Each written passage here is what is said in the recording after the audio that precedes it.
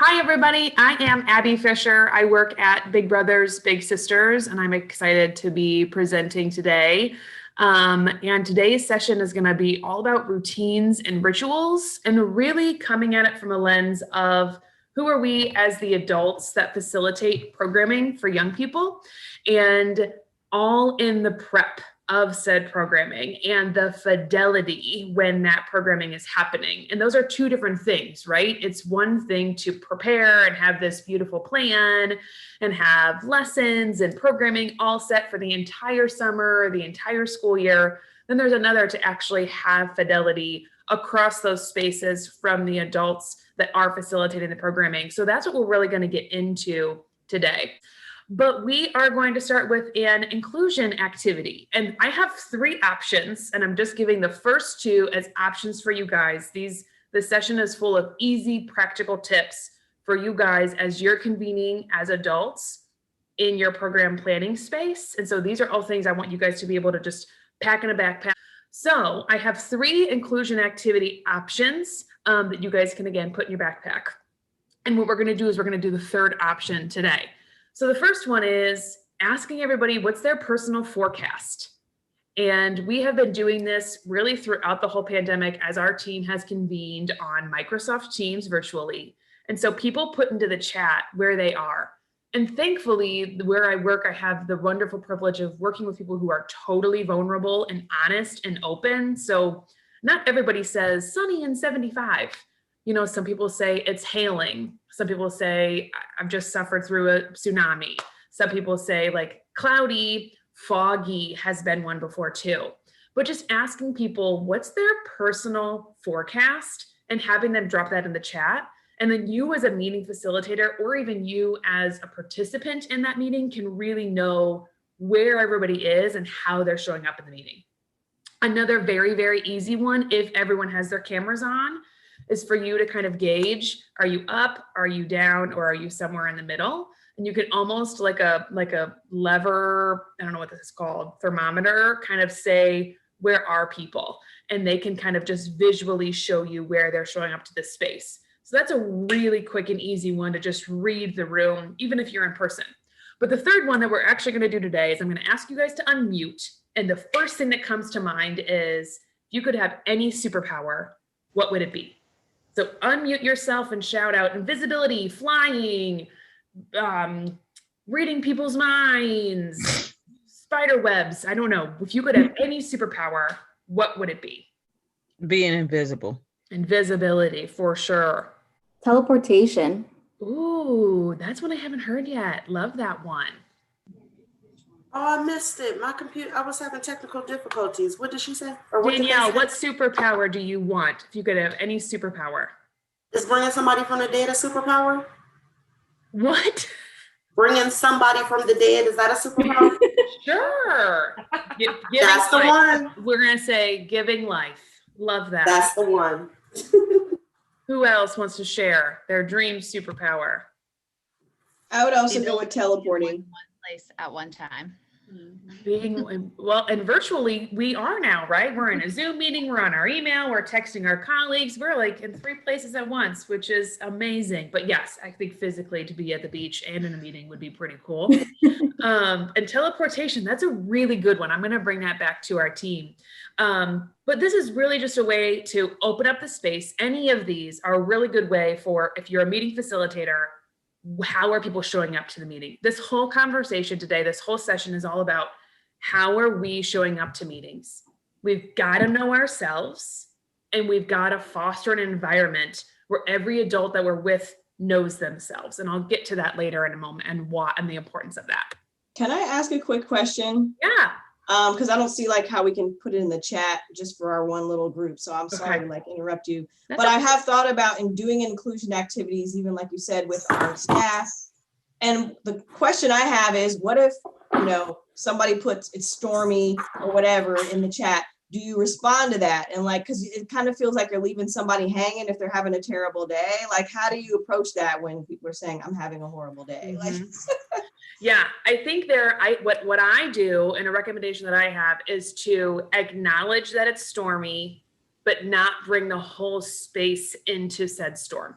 because we're likely not able to clear the skies in that hour of the meeting, but it's to acknowledge, to say, oh, Ricky, I see that you're in the middle of the storm. I feel you. I see you. I value that. Do what you need to do to be in this space, and let's talk later so we can try and clear some skies for you. It's really ironic too, in the space in which we're in, you know, you'll be in one meeting with a chunk of your colleagues, and then you'll go into another, and you know, when somebody says it's foggy, you know why they're foggy, because they're ticked off from the last meeting that they were in before, right? And so I think to acknowledge it and to say, I understand, I see, I value you, be in that space and do what you need to do, Ricky, to at least try and be present and take away what we want from the meeting. This session also offers one final thing, which is revisiting it at the end. So every single inclusion activity, you could start and end your session, right? So you can start, what's your forecast? You can end, what's your forecast? So it's even a lever for you as the facilitator to say, if everyone started sunny and you're ending stormy, something happened in the meeting, or vice versa. Has the meeting been a regulator for people, and someone who is stormy is now just a light sprinkle? So those are a couple of things, is at least, yes, at the onset, validate it. Don't take everyone there to solve the storm, but validate it and say, what kind of regulators do you need to kind of employ to make sure that you're set? Does your camera need to be off? Do you need to stand for the meeting? Do we need to take a brain break? And then also check in at the end to see if it's gotten better. I work for Big Brothers, Big Sisters. I have been part of the Partnership for Success collective impact community of practice for about 6 years. And so not a stranger to Aperture, and want to let you guys know that everything I'm sharing with you guys today, or most of the things I'm sharing with you guys today, are from Aperture. And when you go into Aperture, you can pick strategies, and there are activities and strategies for each of those 8 social emotional competencies. But there's also a tab that says foundational practices. And that's where a lot of the content today comes from, is the foundational practice of trauma-informed approaches and the routines and rituals. And I've really taken it to the next level to say, not only do we need routines and rituals for the youth in our program, but we need routines and rituals for us as adults to assure that there's fidelity in these sessions and as we're carrying out and fostering the environments for kids. So we'll be talking about what is that, why is this important, and how do I do it? And then I really want to make sure there's a space for you guys to think about how you and your colleagues can do that with fidelity for your program and kids in your program. So we started with superheroes as the original kind of just icebreaker inclusion for us. But this is like a true blue, maybe if you know everyone's going to walk into that meeting stormy, this is a really, really, really solid inclusion activity for adults. And it's a self-management strategy. So everybody grab a piece of paper and a pen or a marker of some sort. So a piece of paper and a writing utensil. And make sure that the piece of paper you can write on the front and the back. On the front page of the paper, I want you guys to write down, big bold letters, one word. How do you want to feel at the end of this session? So we only have 27 minutes left together. How do you want to feel as we wrap this session? Once you have that written down, you can either hold it up in front of the screen or you can shout it out loud. As you facilitate this with your adults in your colleagues in your space, if it's a bigger group, you could do elbow partners, have those people share it. You could, again, have them drop it in the chat, but it's supposed to be quick. Just shout out that one word, almost like superheroes. How do you want to feel at the end of this particular session? Who wants to shout it out or hold it up? Informed. Informed. Inspired. Inspired. Empowered. Empowered. Relaxed. Relaxed, yes. That's a 75 and sunny feeling, just relaxed. Okay, well, I'm gonna do my best to try and facilitate that for you, but the power in this activity is now flip your paper over and write a short phrase or an affirmation or a self-talk on how you can guide yourself to feel inspired, to feel relaxed, to feel empowered, to feel informed. What is it that you can do for yourself to achieve that feeling you want to have at the end of the meeting? And I'm going to have you keep that to yourself. As you facilitate this activity, you can have people share out their self-talk. So you first do a round robin with the one word, and then you could do a round robin with sharing out the self-talk. But today I'm going to have you guys keep that to yourself because I really want this to be an ownership piece. And throughout the meeting, keep that big, bold word in front of you. I want to feel inspired. I want to feel relaxed. I want to feel empowered, whatever that one word is. And if you're starting to drift into emails or feeling frustrated about work or not feeling like this session is hitting what you want it to hit, flip that paper over and look back at that self-talk. There will be a slide in this session today that's like midpoint check. We're going to pause. We're going to look at our pieces of paper. So it's like a visual, tangible stop, look at where we are. Is it working?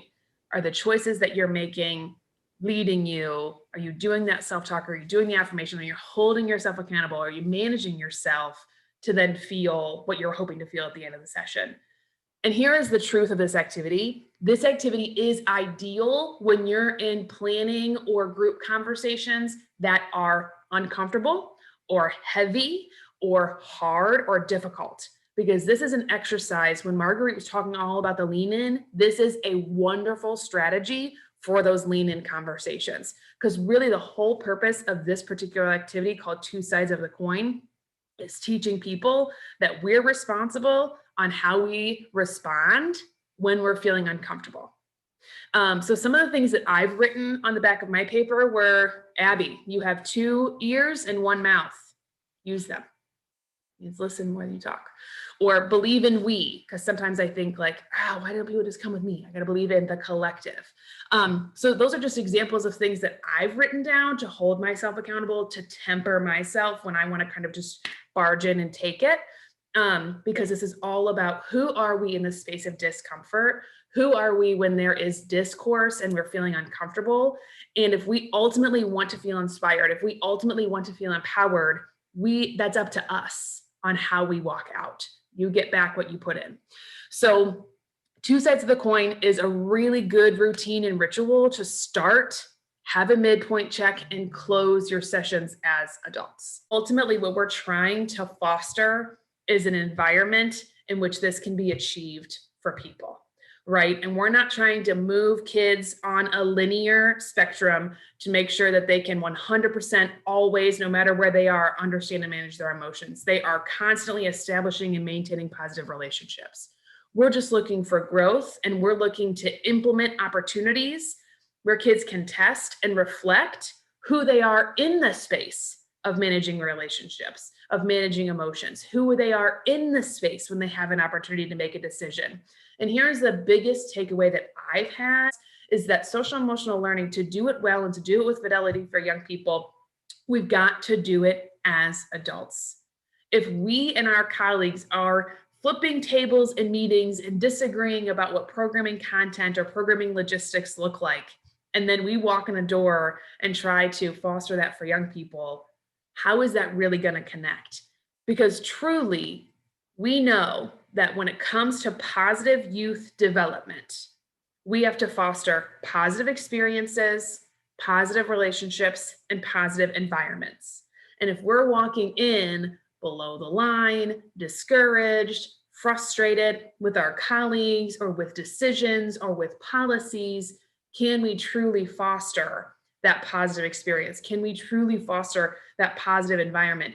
And then that's not only in the program space. If that can happen, kudos to you, because you have fantabulous regulation skills and fantabulous coping mechanisms and resilience to be able to do that. But thinking about who we are in a space as adults together, are we creating positive experiences together? Do we have positive relationships with one another as we plan? And is the space in which we work a positive environment? Because if we can facilitate that for one another, then it's no brainer that will totally culminate in our spaces.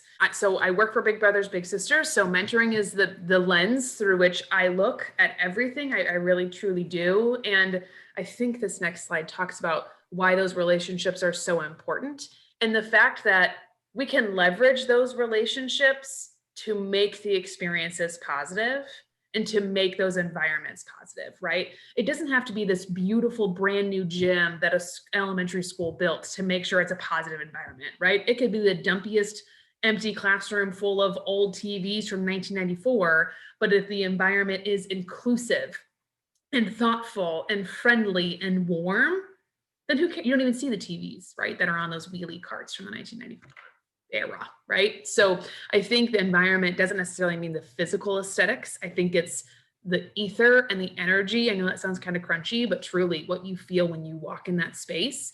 And routines and rituals is making sure that that environment is the same for any adult and any kid who walks into that space. And when we talk about those meaningful environments and those meaningful relationships, the relationships are huge. But you guys all know the power and the opportunity of the connections from those providers, those service providers, to the young people in the program. It's so, so powerful. And really the why of all of this work is that learning is social and interactive. Relationships are the engine of learning.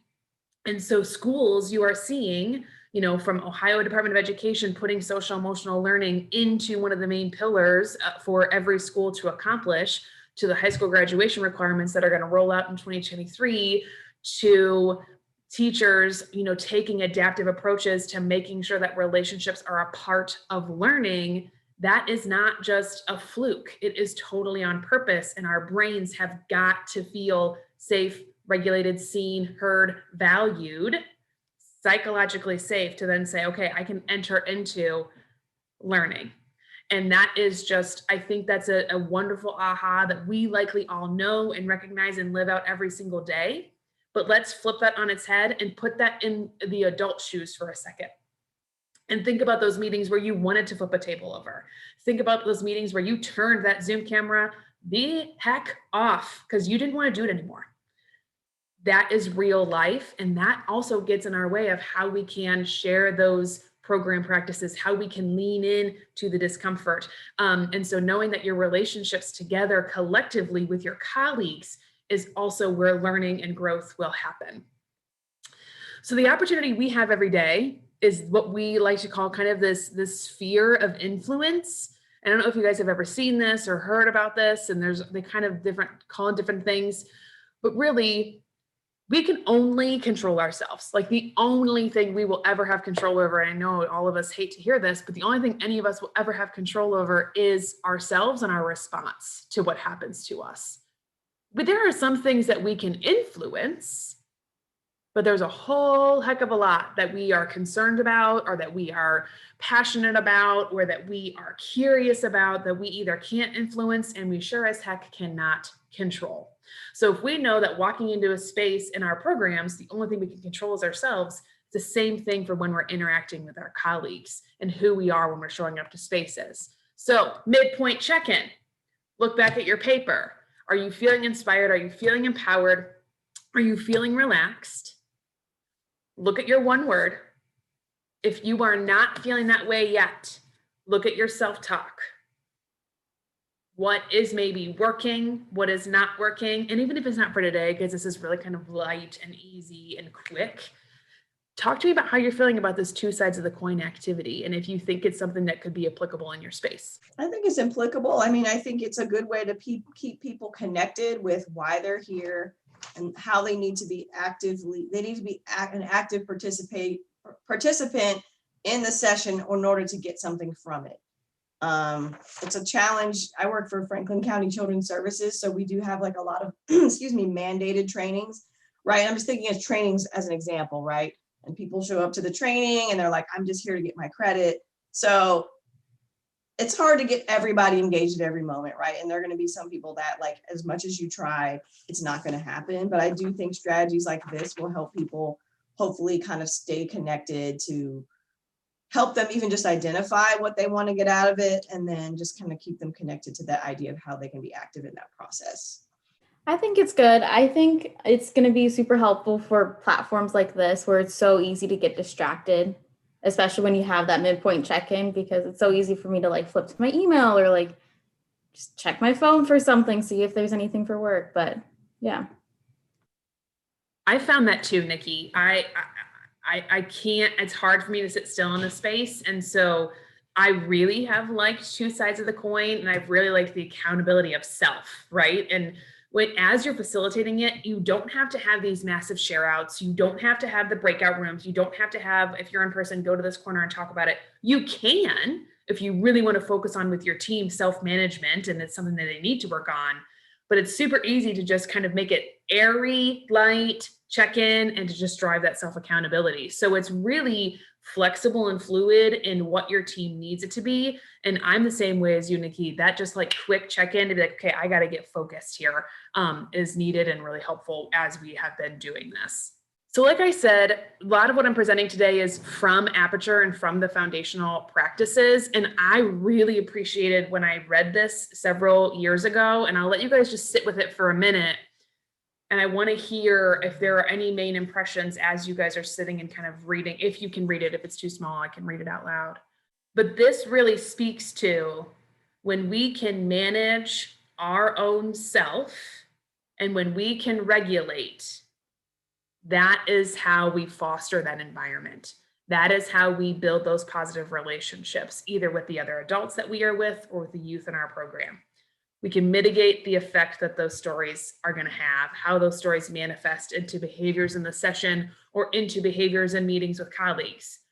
And so it's really, really powerful. And the foundational practices that Aperture has, a lot of words on this slide, I know, so I'll just kind of really go through it briefly. It's 4 things, and this is where we're going to spend a good chunk of our time today, is we're going to look at these 4 spaces. What are the routines and rituals that we are committing to with each other as adults in planning mode? How are we building trusting and mutual supportive relationships, again, as adults and in our program space? What are the connections that we're offering for students that's positive for adults and children? So, thinking about the foster grandparents, thinking about the mentors coming into after school all-stars, what other things can be brought into the space for youth in our program? And then how are we really getting into a niche of specific skills building, and how are we offering that and allowing a chance for kids to reflect in it? So what we're going to do is we're going to look through these 4 spaces. We're going to start with these 2, and this is going to be our sharing. Routines and rituals. A couple of examples, and this is, again, I kind of went into the program space now. So kind of like I'm in and out of the adults in the program. If you want to know how we do this with adults, let me know. But routines and rituals, you guys have seen the videos that have gone viral and been on, Good Morning America, of the first grade teacher who has the dances with the students before they enter the classroom. That's a prime epitome example of a welcome. It gets kids in that space. It is how they mitigate the stories. Because like I said, that environment, it's saying, okay, let me get your brain. You're safe. I know you. I see you. It's you and me. Positive relationship. Here's a welcome. So that is a really good example of what a welcome could look like. Guess what else it could look like? It could look like this. You could start every program session. We've done this one before with our students. We've done this one. Right? Are you tired? Are you sleepy? Do you wish you weren't here? Are you so excited to be here you can't even contain yourself? Or are you somewhere in the middle? These are really easy ones, and you can start every single session with the same welcome, because that is that routine and that ritual, and it literally tells their brain, you're safe, there are no threats here, you know what to expect. I can expect and anticipate what's going to happen next. Another example is having a visual agenda. So think about the Partnership for Success meetings. You know exactly what's going to happen. There is going to be the agenda slide, and then there's going to be the outcome slide. And then Marguerite's going to ask us, what did you come here to get? Write it down, share it in the chat. You know that's going to happen every single meeting. And again, it's telling your brain, you're safe, you know what to anticipate, there are no threats here. So if that's a whiteboard and it says 3 o'clock snack, 3:15 homework, 4 o'clock mentors arrive, 5 o'clock exit, super simple, some sort of visual agenda or reminder, and that it has to be there every single day. So the kids know, I look there and I can know what to anticipate for today. Another one is brain breaks. So, you can find it on Teachers Pay Teachers or even Google for free. The one that we found that we really liked is a pair of dice, and students at a brain break, they roll the dice. And if you roll a 1, it's 10 jumping jacks. If you roll a 2, it's wall push-ups. If you roll a 3, it's making circles with your arms. If you roll a 4, it's, what is this called? Patty cake, whatever things with the provider. And it's really just all these ideas, just again, for kids to turn their break off from that homework time or whatever the space is, and just tell their brain, this is what I can anticipate. I can take a break. I can breathe. It's about the positive relationships that I'm growing. Trust and mutuality is a really interesting one. Because it's about supportive peer relationships. So what spaces are we creating for young people to work together to demonstrate that there is a relational benefit and that they're supportive as peers together? So a good example of it, my daughter's in 1st grade, and I've just absolutely adored her teacher's approach this year. She created in the corner of the classroom a note writing table. And that was almost like a brain break, truly. And everybody had to go over and write at least 2 notes to their friends. And so my daughter Amelia would come home with notes from her friends, like all things from, I like your hair today, to thank you for playing with me on the playground, to can we eat lunch together tomorrow, to I'm so glad you're my friend, you're so nice and kind. I mean, these things that you would read about your child were just unbelievably touching. And then to know that she was also writing 2 of those a day as well, and no limit. They could write it to the principal, to the custodian, to the lunch lady, to their teacher, to their classmates, to other kids in the building. But everybody had to write 2 notes a day. So that's a really good example of building supportive peer relationships if you do just limit it to kid kind of note passing. And it's not like note passing like I grew up with in school, right, where you like snuck the note in middle school to your friends or whatever, but like legitimate, you have to write something kind. I would take it one step further from the routines and rituals, have kind of an agenda and that note writing session, that section that says your notes should include this and this and this, whether that's full sentences or something nice that you saw them do, catch them being kind, or using their name, signing your name. So kind of just easy rules that can guide what should be in those notes that they could share with one another. Time is winding down, so I'm gonna keep it moving. But if anybody has any other ideas of how you could implement supportive peer relationships, go ahead and share it in the chat. The other 2 are those fostering adult-student connections. Some of us, that is literally the basis of our program, if it's the mentoring or foster grandparents, bringing in volunteers to serve as mentors.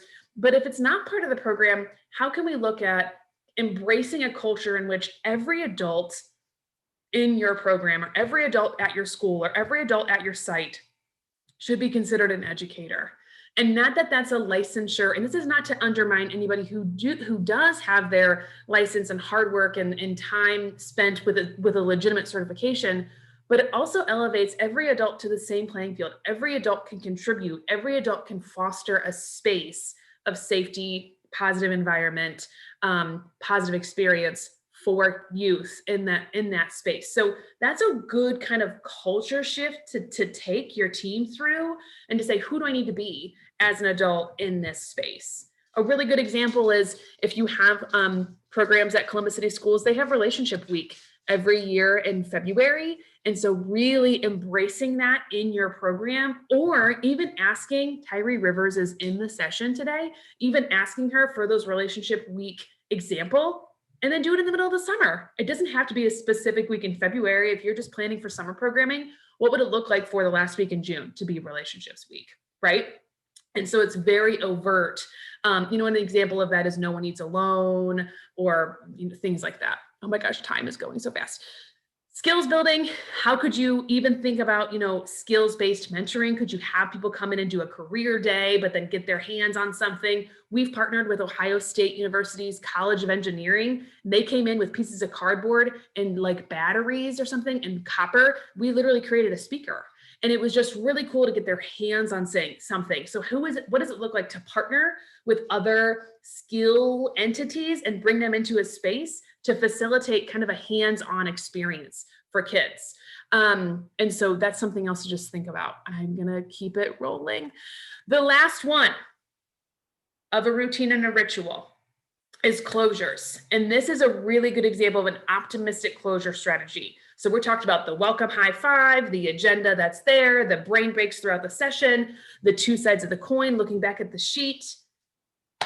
You could start with this, with the weather check-in. How's your forecast now? At the end of the session, there's a lot of openers and closers that work together.